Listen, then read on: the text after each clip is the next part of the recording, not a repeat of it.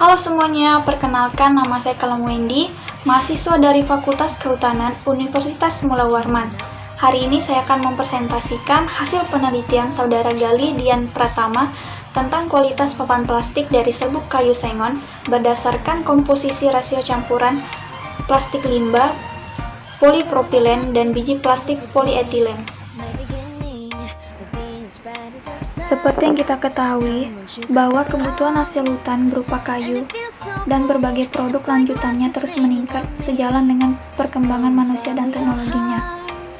Namun di sisi lain, persediaan kayu secara nyata semakin menipis dengan pesatnya penebangan hutan produktif yang tidak diimbangi dengan keberhasilan penanaman kembali. Salah satu cara mengatasi hal tersebut adalah dengan mensubstitusi penggunaan kayu yang selama ini oleh produk komposit dari bahan-bahan bukan berkayu yang masih terbatas atau belum optimal pemanfaatannya untuk menutupi permintaan kayu yang semakin harinya meningkat tanpa mengurangi kualitasnya secara optimal. Tujuan penelitian untuk mengetahui pengaruh rasio campuran plastik limbah, polipropilen, PP, dan biji plastik polietilen PE terhadap kualitas papan plastik dari serbuk kayu sengon. Dan hasil yang diharapkan dari penelitian ini adalah memberi informasi dan data mengenai rasio campuran terbaik dari plastik, polipropilen, PP, dan polietilen PE terhadap kualitas WPC atau papan plastik dari serbuk kayu sengon. WPC merupakan singkatan dari Wood Plastic Composite, yaitu suatu produk komposit yang ramah lingkungan yang merupakan penggabungan antara serbuk kayu sebagai pengisi filler dan plastik termoplastik sebagai matriks. Keunggulan dari WPC, pertama, bahan bakunya melimpah, biaya produksinya murah, kerapatan tinggi, proses pembuatan yang fleksibel, memiliki sifat yang baik daripada bahan baku aslinya, dan digunakan untuk berbagai keperluan. Berikut standarisasi WPC yang digunakan yaitu SNI dan JIS. Sedikit penjelasan mengenai limbah kayu. Limbah dari hasil industri pengergajian adalah kayu yang tersisa akibat proses pengergajian yang menurut bentuknya dapat berupa serbuk gergaji, sebetan, potongan-potongan kayu, dan serutan. Plastik merupakan suatu bahan polimer yang tidak mudah terkomposisi oleh mikroorganisme pengurai karena sifat-sifat khusus yang dimilikinya, yaitu polimer rantai panjang, sehingga bobot molekulnya tinggi di mana atom-atom penyusunnya saling mengikat satu sama lain. Plastik dikelompokkan menjadi dua macam. Pertama, termoplastik, kedua termosetting. Kayu sengon sendiri tergolong ke dalam suku Fabaceae. Ini merupakan salah satu jenis pionir serbaguna yang sangat penting di Indonesia karena pertumbuhan yang sangat cepat dan mampu beradaptasi dari berbagai jenis tanah. Metodologi penelitian. Tempat penelitian ini dilakukan di Laboratorium Industri dan Pengujian Hasil Hutan Fakultas Kehutanan Universitas Mula Warman. Waktu penelitian dilakukan selama 4 bulan, terdiri dari 1 bulan untuk studi literatur dan persiapan bahan baku, 2 bulan untuk pembuatan dan pengujian papan komposit plastik, dan 1 bulan untuk pengelolaan data dan penyusunan skripsi. Alat yang digunakan pertama ayakan, terpal, karung plastik, oven, kaliper, ember, gunting, stik pembatas, aluminium foil, mesin pres, gergaji bundar, desikator, bak rendam, universal testing mekanik, neraca penimbangan. Dan bahan yang digunakan yang pertama serbuk gergaji kayu sengon, kedua limbah plastik, polipropilen atau PP, ketiga biji plastik, polietilen PE. Berikut komposisi rasio campuran plastik PP dan PE, yaitu diberikan perlakuan 5 pada masing-masing perlakuan dengan komposisi rasio yang berbeda-beda pada setiap PP dan PE-nya. Untuk kerapatan papan plastik yang diinginkan adalah 0,7 gram per cm kubik. Untuk kebutuhan serbuk kayu sengon untuk 1 lembar papan plastik,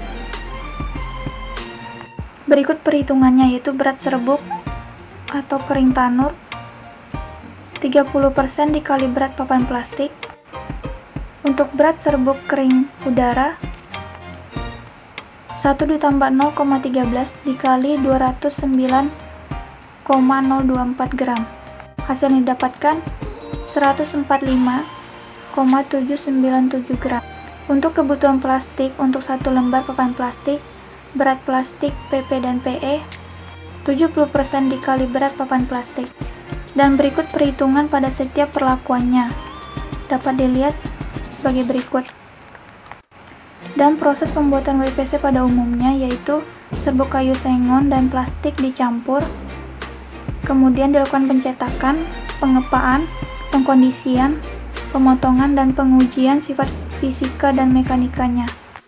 Berikut hasil kerapatan papan plastik, yaitu nilai uji kerapatan tertinggi terdapat pada perlakuan E, yaitu 0% PP dan 100% PE, yaitu 0,8 gram per cm kubik, dan yang terendah pada perlakuan A, yaitu 100% PP dan 0% PE, yaitu 0,80 gram per cm kubik.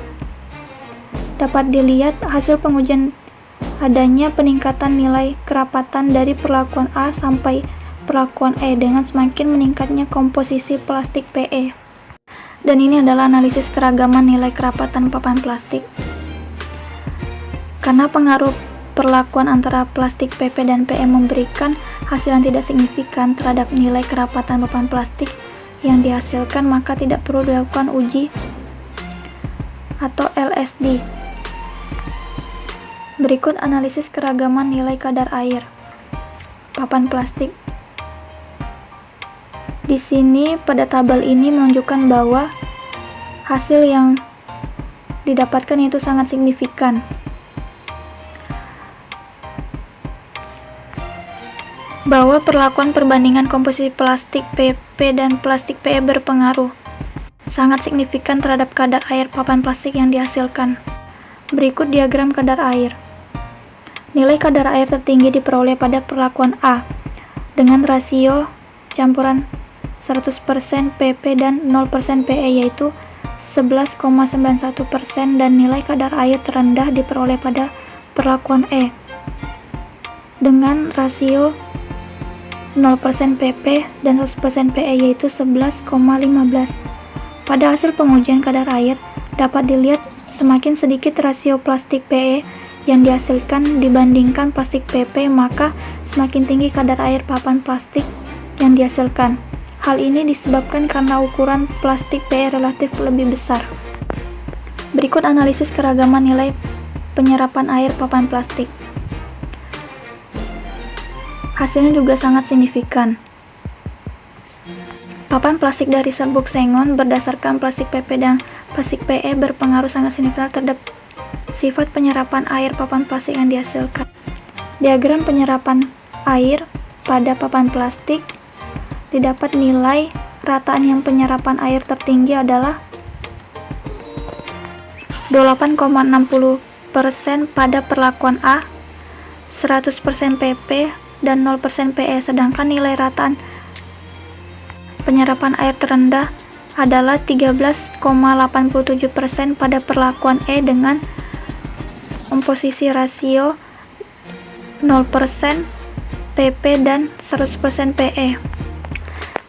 Jika rasio plastik PE dalam campuran pembuatan papan plastik lebih banyak daripada rasio plastik PP, maka tingkat penyerapan air akan semakin menurun, karena plastik PE menutupi setiap permukaan serbuk dengan lebih baik yang membuat rongga di antara serbuk dan papan lebih sedikit, sehingga di saat contoh uji papan plastik terendam, papan tidak akan banyak menyerap air karena serbuk sengon sudah tertutup oleh plastik PE.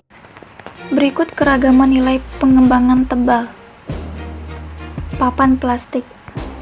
Hasil analisis keragaman pengaruh pengembangan tebal papan plastik dari kayu sengon berdasarkan perlakuan perbandingan komposisi plastik PP dan PE memberikan hasil tidak signifikan terhadap nilai pengembangan tebal yang dihasilkan.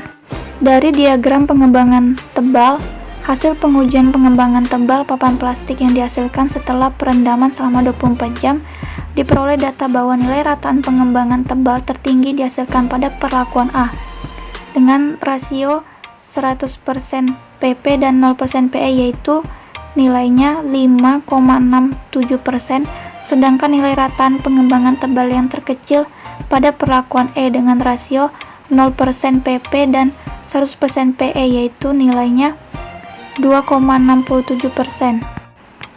Pada perlakuan E memiliki nilai pengembangan tebal yang rendah dibandingkan perlakuan A. Jika rasio plastik PE dalam campuran pembuatan papan plastik lebih banyak daripada rasio plastik PP, maka tingkat pengembangan tebal akan semakin rendah, karena plastik PE menutupi setiap permukaan serbuk dengan merata, yang membuat rongga di antara serbuk dan papan semakin mengecil, sehingga saat contoh uji papan plastik direndam, papan tidak akan banyak menyerap air, sehingga membuat dimensi papan hanya sedikit berubah karena serbuk kayu sudah tertutup oleh plastik PE.